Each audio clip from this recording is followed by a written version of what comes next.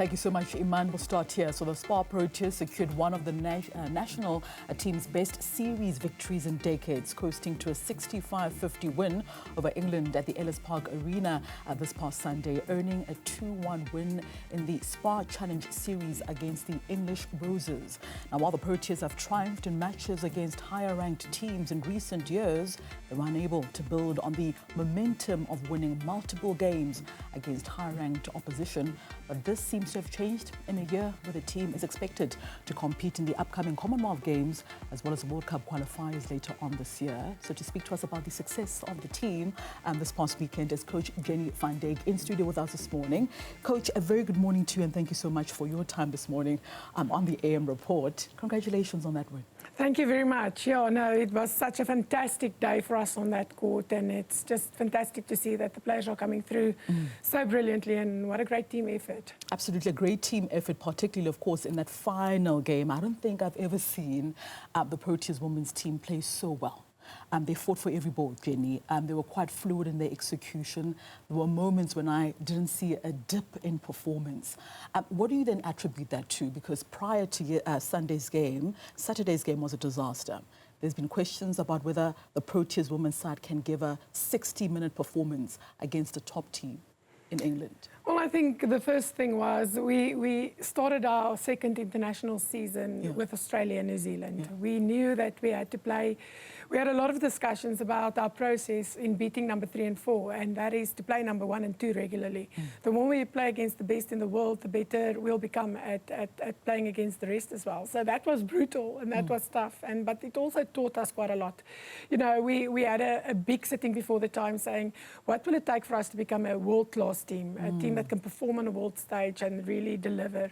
And we had that conversation before that tour, and then the last day of tour we had that conversation again, and the players said it's something totally different. In their minds they thought they were already there, but they were lacking in so many areas. So I think that final team meeting that we had after that tour was just the one that changed their mindset completely. They understood that there's a lot more that we have to get done in order to be world class. Yeah, but how crucial though was to have that home support at the Ellis Park Arena. I was there on Sunday and it was quite incredible because over 4,000 fans were there supporting the team, supporting each and every single goal scored. And it was quite incredible because when you look back on what happened last year at the Nations Cup in England and South Africa losing that final game so close, England had the home support. How important was to have that home support this past weekend to sort of motivate the team that they can do this and they can beat England? We've been waiting for another opportunity to play at home ever since our first get-together as a new team and with new management. And, you know, we've played all 4 of the top nations away, which was tough. It's as tough as it gets, let me be honest with you. It can't get tougher than that. So we knew that with all of that experience we gained playing against Jamaica, England, Australia and New Zealand away, it would be to our benefit. The home crowd was just amazing. It was just such a fantastic vibe. And the support the players received and just the singing in the background, it was just phenomenal. So the players really wanted to go out there and do it for the country and do it in front of the country. And they did it on that day and they were just exceptional. Yeah, I don't remember a time where we've beaten England in a series. So this was the first major win for South Africa against England in a series. Yes, we haven't really played England in 3 test matches for the past couple of years because of we used to play the quad series. So yes, we've tried to figure out when this has happened from before, but then we started celebrating. We didn't worry about that too much anymore. But yes, I think this was a crucial one for us. A crucial win for the Spar Proteas. Also, having watched the 3-match series, there was a rotation of players, trying out new combinations as well. Are you settled on those combinations or it's too early to ask in the season? I think, for us, if you look at the history of the Spar Proteas, we have not always had the luxury or the opportunity to... We've mostly focused our team around playing the best 7 as starting line and then bringing in substitutions. And over the years, that is also, if you play against the top 4, they've got such great analysis and they've got such great specialists all around them. You can't just give them everything on a plate and say, this is what you can expect. So for us, it took 2 seasons to get our players in a position where we have opportunities and where we can use different starting lines and different players coming in different combinations as a part of our strategy, and not just strategic on-court strategy. So it's actually a big step for us, and especially with that first test match, that is where it proved so valuable. You know, England was literally expecting that second test lineup for the first test. And then we caught them off guard with that, and they didn't quite know how to handle it. And you could see with that second test that we played, you know, they expected that. They prepared for that for the whole week, and they knew exactly what to do against that combination, and that's why that second test proved so difficult for us.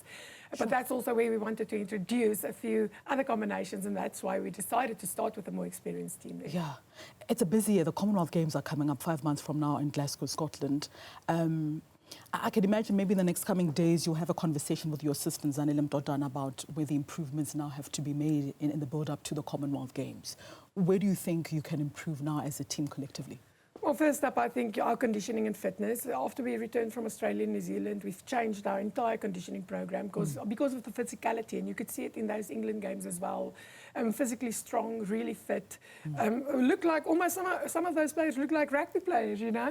And if you see them live, it's even worse. So for us, it's about really getting that conditioning and making sure that they're strong and fit. And you know, we also had to give them a little bit of a compulsory break and a rest period, because they won't be resting after World Cup, after Commonwealth Games, and after the African qualifiers. So the fitness is the one key area that we feel we need to monitor them in for the next couple of months. Yeah, and just a final one before we let you go, Coach. I can imagine the foundation has been set for the year 2026, the World Cup qualifiers, Commonwealth Games as well. But how important is it for you as the management of this team to build a team for the future, not just for the World Cup next year, 2027, but a team that can compete after 2027? Oh, it's of utmost importance. You know, it's creating that depth and layers and working with a plan not just for 4 years, 2 years. And I remember after this World Cup, we'll have a World Cup every 2 years. So for us, and that's why the Africa qualifiers, we've already qualified for the World Cup. And that's where we set that plan into motion. That's where we want to give a few of the younger players, and not all of the starting line, but all of the top players opportunity. And yes, it's important for us. Jenny, thank you so much for your time this morning on the AM Report. All the best of luck, of course, with your preparations for the upcoming Commonwealth Games taking place in Glasgow, Scotland in July of this year.